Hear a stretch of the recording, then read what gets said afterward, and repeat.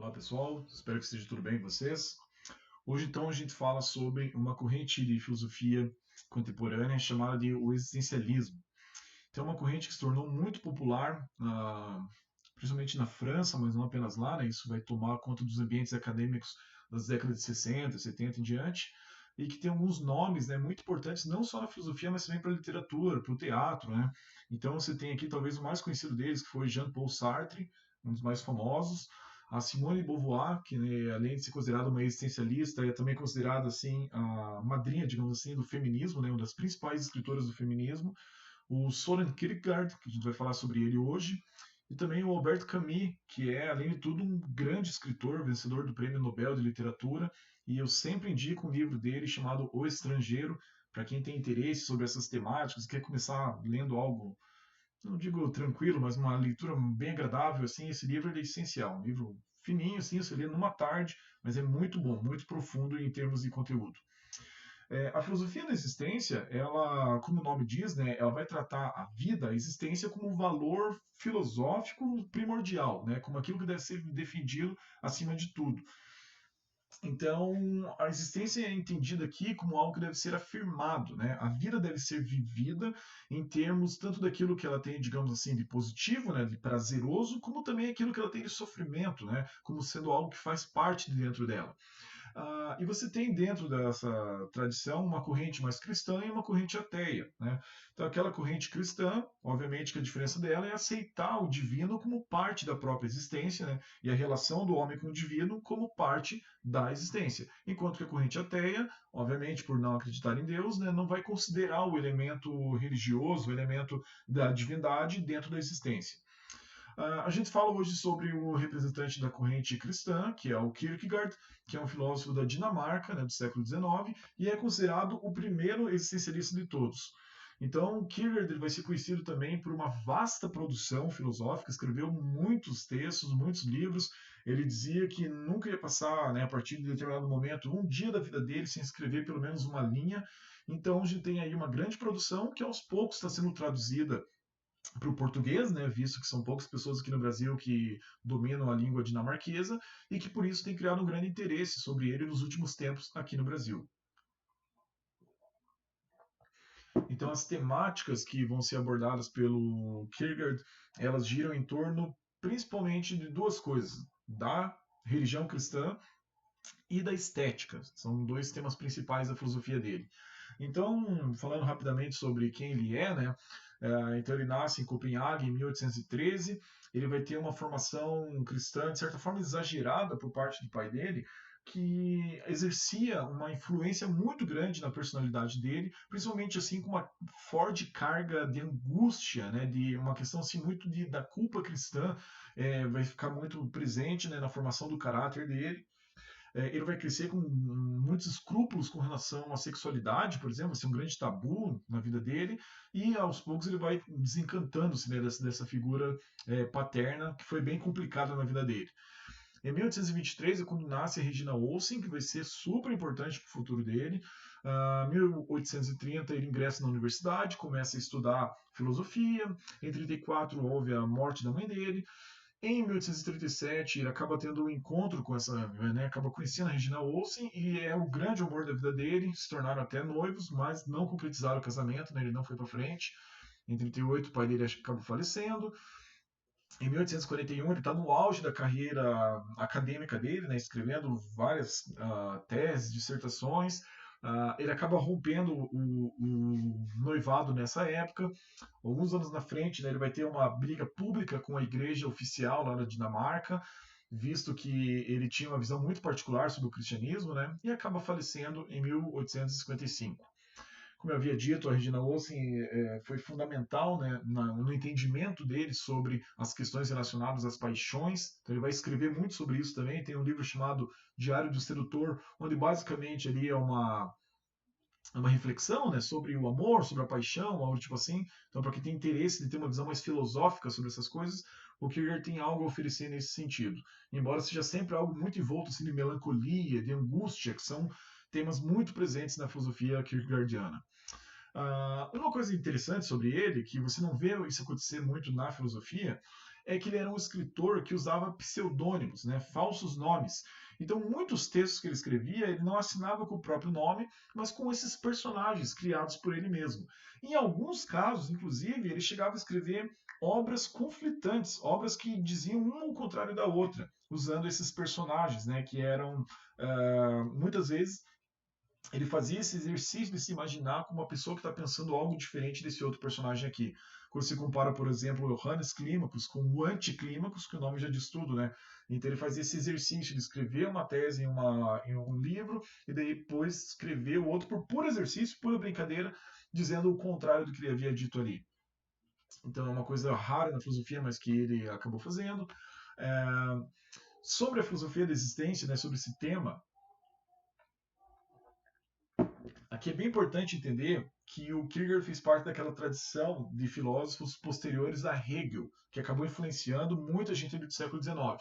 E o Hegel era aquele pensador que achava que toda a história ela fazia parte de um desenvolvimento dialético, ou seja, que tudo que acontecia na história da humanidade havia, de certa forma, uma predestinação, digamos assim, uma força maior que impulsionava as coisas a acontecerem.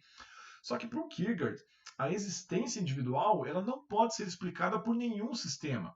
Não existe nenhuma explicação racional, nenhuma teoria racional, filosófica, que consiga explicar o que é uma vida individual. Né? E isso é uma coisa muito bonita, porque se você parar para pensar, as vidas individuais, as existências individuais, elas são coisas que nunca mais irão se repetir daquela forma. Cada existência que há no mundo, que já houve, que vai acontecer, elas são extremamente únicas. Mesmo pessoas que vivam uma vida muito parecida no mesmo lugar, no mesmo, debaixo do mesmo teto, elas tendem a ver o mundo de maneira diferente. Então, as experiências pessoais de cada uma dessas pessoas é algo extremamente rico que não tem como ser replicado, né? Não tem como você fazer aquilo acontecer de novo. Então, a beleza da existência está nela mesmo por conta disso. E o principal núcleo, digamos assim, da existência, o que faz com que as existências sejam tão diferentes umas das outras, é a possibilidade de escolha. Por isso que a liberdade é um tema sempre central no existencialismo, porque é a partir da possibilidade de escolha que nós podemos nos tornar seres diferentes uns dos outros. Se a gente não pudesse escolher, a gente seria tudo padronizado, né? Seriam pessoas muito parecidas. Inclusive, em regimes políticos onde você tira a liberdade das pessoas, é isso que se tenta fazer, é padronizar elas para que elas pensem tudo de maneira igual, que elas ajam sempre da maneira igual. Então a liberdade é o que ajuda a dar identidade, ajuda a dar individualidade a cada um de nós. O Kierkegaard vai tratar de um tema muito complicado, de certa forma, um conceito que ele vai utilizar, que é o conceito de desespero, que na verdade ele seria melhor traduzido como a doença mortal. Aqui no Brasil, esse subtítulo, inclusive, ele é muitas vezes utilizado para se referir a um dos livros mais conhecidos dele aqui, né? Então, o que é essa doença mortal? O desespero seria o sentimento ou melhor, a perda do sentido na própria existência. Então, o indivíduo que não consegue ver sentido na existência, ele fica tomado por essa doença mortal. Por que doença mortal? Porque o que ela te conduz é a própria morte, né? Uh, Só que o Kierkegaard ele quer mostrar que, na verdade, todo mundo ou passou, ou passa, ou vai passar pelo desespero, que é uma condição da vida.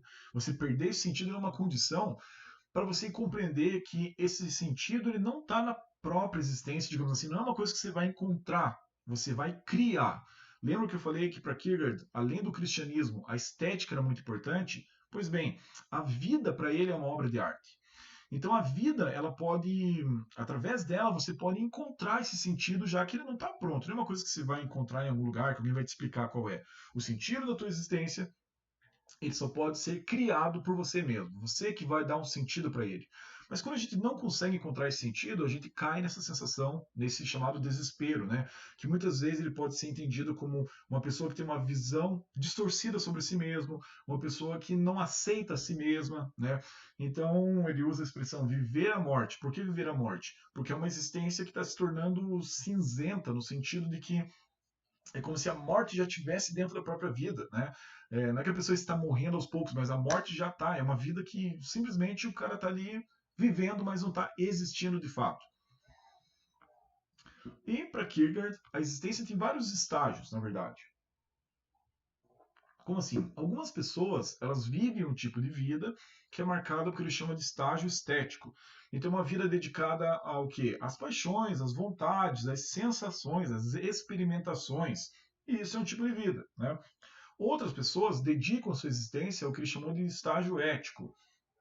Essas pessoas, então, elas dedicam a vida delas, o sentido da vida delas é defender uma causa, é lutar por uma causa, né? Lutar por um objetivo da sua vida, né? Então pense em pessoas assim como Martin Luther King, Mahatma Gandhi, por exemplo, são pessoas que vão dedicar a vida deles em prol de um objetivo. Porém, existe também o chamado estágio religioso. Nesse tipo de existência, o que marca a vida da pessoa é um salto de fé. Então, a pessoa que vai dedicar a existência dela para poder aproximar-se da divindade, aproximar-se de Deus. Porém, ele vai ter um livro muito interessante, onde ele vai discutir essa questão do estágio religioso, do salto de fé, onde ele vai demonstrar que existe um paradoxo moral nessa questão. O livro é um livro chamado Temor e Tremor. E nesse livro ele vai analisar várias vezes o exemplo do sacrifício de Abraão. Para quem não se lembra da história, né, para quem não conhece, no Velho Testamento é narrado uma história acerca de Abraão, de que ele havia uma promessa. Ele já estava bastante idoso, ele e sua esposa, mas eles haviam tido a promessa de que eles teriam um filho. Até então eles não tinham, mas eles teriam um filho mesmo com a idade avançada, e esse filho seria o pai de uma grande nação. Eles acabam tendo o filho, que é Isaac, porém, algum tempo depois, teria surgido um pedido de Deus para que ele acabasse sacrificando o próprio filho. E esse é o grande conflito moral de Abraão, né? Porque ao mesmo tempo que ele amava o filho, acreditava que aquele era o filho da promessa, de repente Deus lhe pede para que ele acabe sacrificando o próprio filho. Então ele, em nome da fé, esse salto de fé, né, essa confiança de que no final tudo irá dar certo, ele acaba levando, né, o seu filho para o Monte Moriá, e lá quando ele vai cumprir, né, o sacrifício, um anjo aparece e detém ele, né, e explica para ele que aquilo era um teste, na verdade, para ver até que ponto que vai a fé de Abraão. E essa é uma situação muito paradoxal, se para pensar, né, porque por um lado ele estaria se aproximando ao máximo, né, de Deus, no sentido de que a fé seria a maior aproximação de Deus, porém, ao mesmo tempo, cometendo um assassinato, né? Então, por isso que ele vai dizer que há um paradoxo moral nisso. Se a gente pensar em pessoas como, por exemplo, aquelas que cometem atentados terroristas, né, em nome de uma, às vezes, de uma divindade, elas estão fazendo algo muito parecido. Elas acreditam que estão dando um salto de fé, né? Por isso que existe um paradoxo moral muito perigoso nessa questão aqui do estágio religioso, que é o último que ele propõe. Então, Kierkegaard é um pensador muito profundo, vai colocar questões muito interessantes, né, tanto para quem é cristão, para quem não é também, e vale a pena você pelo menos conhecer um pouquinho sobre ele aí. Um grande abraço e até a próxima.